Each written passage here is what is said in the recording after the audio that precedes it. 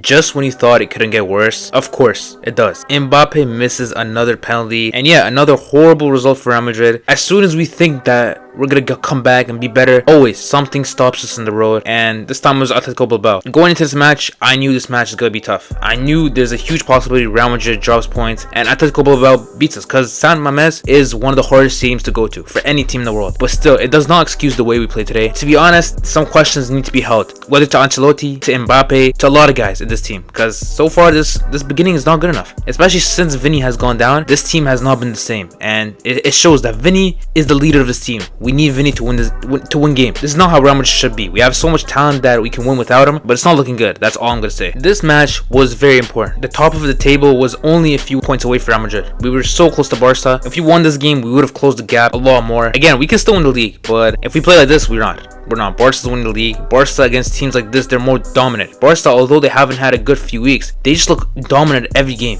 They look more dominant than us, and it showed even in El Clasico. I mean, they dominated us. But for Real Madrid, against teams like this, against smaller teams, we just don't look comfortable. We just don't look good. Even when we get the win, every single win so far we've gotten this season, we just don't look good. It's the truth. The Dortmund game was probably the best game of the season. We didn't look good. We were losing the first half. We were horrible. Now let's go over the lineup Carlo Ancelotti put out. I liked it. I had no problems with it, to be honest. Everything was good. This is the team I would have put out as well. Also, one final point that I'm not going to talk about too much, but Carlo Ancelotti, you are on the hot seat now. You are on the hot seat now. The way you game plan this team, it's like if you were... What kind of team can I put out? It's like if we're Espanyol or we're like Leganes, we're facing a big team. Like, we're playing so defensive. I just hate this game style, especially against teams like Atletico Bilbao. Like, this defensive type of game style, I just hate it. We need to be more attacking. We need to be more forward on the play. Just don't like how we're coming out, and I think Ancelotti is a big reason for that. I think any other coach would try to go attacking with this amount of talent in the Real Madrid attack, but we're just sitting back waiting for the counter. It's not good enough. I understand against big teams that works, but against small teams, Atletico Bilbao is not a small team. It's no offense, but compared to a team like Barcelona, Man City, they're a small team. So we need to do better than that, man. We need to do better than that. I'm not saying he should get sacked, but if it continues, something has to change. And straight away, when the game began, I knew this game was going to be very tough. I mean, Inaki Williams and Nico Williams, those guys were causing problems on the left wing and right wing, which is understandable. Like, I mean, every team we're going to go against are going to have advantage on the wings, because we have two horrible fullbacks. I know a lot of Real Madrid fans lately have been saying Fran Garcia has been a great left back. To me, your expectations are just not good enough. Your expectations for a player of Real Madrid standards are just not good enough, because Fran Garcia, although yes, he's a very hardworking left back, but Fran Garcia is not a guy I look at as a staple in this team. For this season, he's cool. But Mendy has been so bad that, yes, we had to start Fran Garcia, but none of those guys are good. We need a guy like Alphonso Davies if we can get him next season. Yeah, as I said, the fullbacks are it's a horrible place we're in at the moment, and if I'm Real Madrid, I'm going to try to get someone in the winter transfer window. Although in the past, yes, we haven't gotten anybody from the winter transfer window, I think this time we have to try to get someone. Overall, the wings, yeah, they were doing their thing. I mean, the first half overall, it was alright defending, right? The wingers were dangerous at times, but overall it was alright defending. It just our attack couldn't get going. And Mbappe and Rodrigo, they weren't really in the game. I liked what I saw in the midfield in the first half. I liked what I saw from the defense, especially Asensio. This guy is incredible, to be honest. We're gonna talk about the second half, and a lot of people saying that he made a mistake. But as I said, for me, this game he was so good, and he's a guy who should be a staple in this team in the future going in if he keeps this up. And second half begins, and straight away Atletico Bilbao get a goal. It was a very scrappy goal. As I said, it was the goal that a lot of people thought Asensio was at fault. I don't know. That was just an incredible cross, first of all. Such a great cross from, I believe it was Inaki Williams. What a great cross. I don't think any defender can get to that. It was just a great cross. But I think Courtois maybe should have got to that. Maybe he should have came out earlier. Maybe he should have caught the ball somehow. I don't know. But there was just a miscommunication there. And I'm willing to let that go. It was just a miscommunication. But after miscommunication like that, you have to respond. Real Madrid has to respond. And we played alright. I mean, we got a penalty. When we got the penalty, I wanted Bellingham to step up. Bellingham, just the past week, he buried his penalty. Great penalty. He had no problems with it. But this week we changed it up to Kylian Mbappe. And I completely understand from players' point of view to try to give Kylian Mbappe some confidence. But if you were going to give him confidence, it should have been last week at home. You should not be giving him another penalty in another very tough away crowd. I think Mbappe at home would bury that penalty. That's why, in my opinion, he should have took the penalty last game maybe, just to build his confidence, if that was the plan. But this type of game is not the game to build his confidence. I mean, that San Mamés crowd, as I said, it's very tough. It's the toughest stadium to go to, one of the toughest stadiums to go to. I think Bellingham should have took that penalty. Bellingham, I mean, the last week penalty, that was so composed that I think he could have took this one and scored as well. But they try to build Mbappe's confidence, and Mbappe steps up and he misses. Come on, man.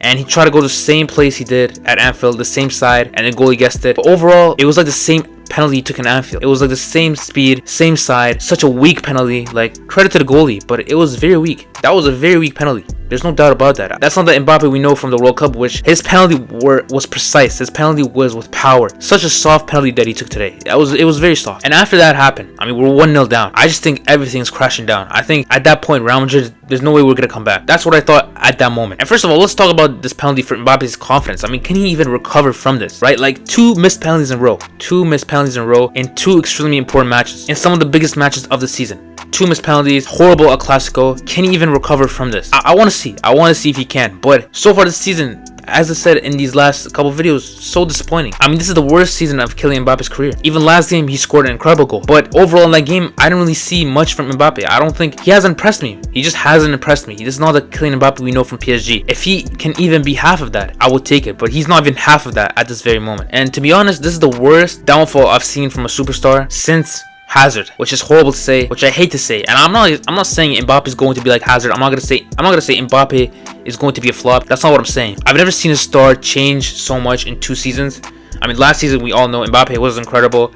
Maybe he wasn't like the seasons before, but he was still very good. He was still very, very good. In the Champions League, he was clutch, took them to semifinals. But this season, he's just completely different. He looks like he's lost a step. He can't dribble. Like, anytime Mbappe tries to dribble, he can't dribble. And I just want to know what the excuse is now, because he's playing left wing. There's no excuse. And when Vinny comes back, I don't want to see Vinny in the middle, to be honest. I don't want to see Vinny in the middle. Vinny has to go back to the left wing. That's his spot. That's his position. He's the king of this team. He cannot change for Mbappe. Mbappe, I mean, we've seen him. The last 3 games, he's played left wing, and he has not. I haven't seen much of an improvement. He's getting on the ball more, but when he's on the ball more, he's not making much happen. So overall, I'm just disappointed, man. I'm just disappointed by Mbappe at this very moment.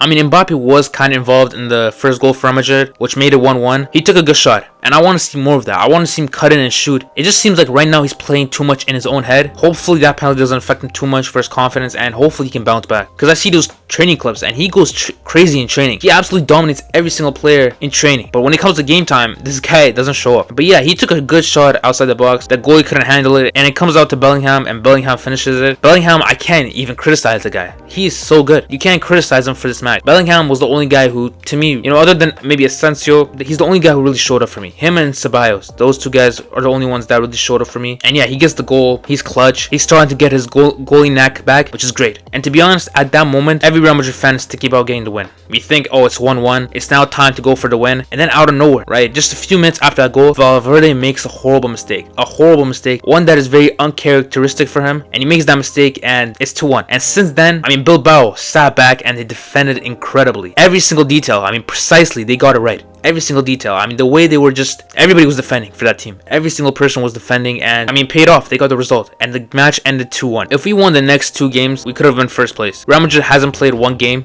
compared to all the other La Liga teams, so they would have gone top if they won this game and the suspended game. But now Real Madrid, the closest they can get is 1 point below Barcelona. Still, I mean, this is a huge chance wasted. And Barcelona, who knows when they're gonna stop, right? They haven't been good the last couple of weeks, but when they get their mojo going, there's nobody that can really stop them at this very moment. So it's just a huge chance missed, and the fact that we are only 1 point away if we win our postponed match is just crazy to me, because this season has been horrible so far. The way we're playing, I would think we're down 10 points or 11 points behind Barca, but we're only 1 point behind Barca if we win our postponed match. So I don't know what to say, man. I just don't know what to say about this season. So far has been a horrible season, as I said. One more thing, and I'll say this every single post-match until it happens. Endrick needs more minutes. I mean, hopefully you Real Madrid fans, like me, have been seeing what Endrick does in the last few minutes that he comes on. He only gets like 3 to 4 minutes, and those 3 to 4 minutes, this guy brings a lot. He brings a lot. He's a lot more dangerous. I want to see him get more minutes. I want to see him actually start maybe. There's no threat in the box. Nobody's in the box. Rodrigo and Mbappe, I guess those guys are